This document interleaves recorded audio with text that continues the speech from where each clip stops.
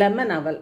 எண்ணெய் சூடாகவும் 1/2 டீஸ்பூன் கடுகு, 1/2 டீஸ்பூன் ஜீரகம், கடுகு ஜீரகம் பொரிஞ்ச உடனே உளுந்தம் பருப்பு, கடலை பருப்பு கொஞ்சம் செவக்கட்டும். சின்ன வெங்காயம், வரமிளகா, பச்சை மிளகா, இஞ்சி, கருவேப்பிலை, வறுத்த வேர்க்கடலை நல்லா வதக்கி எடுத்துடுங்க.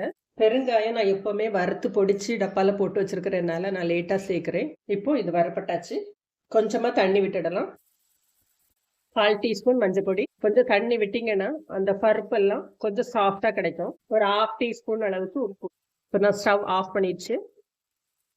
எடுத்து வச்சிருக்கிற லெமன் இதை கிளறி விட்டுட்டு நல்லா ஒரு 3-4 வாட்டி அவலை வாஷ் பண்ணிடுங்க. வாஷ் பண்ணிட்டு இப்படி வச்சிங்க அப்படின்னா நல்லா உதிர்ந்து சாஃப்டா கிடைக்கும். இதை போட்டு கிளறிட வேண்டியதான். லெமன் அவலக்கி ரெடி ஆயிடுச்சு. ஃபைனலாக மல்லித்தழை தூவி இறக்கிடலாம்.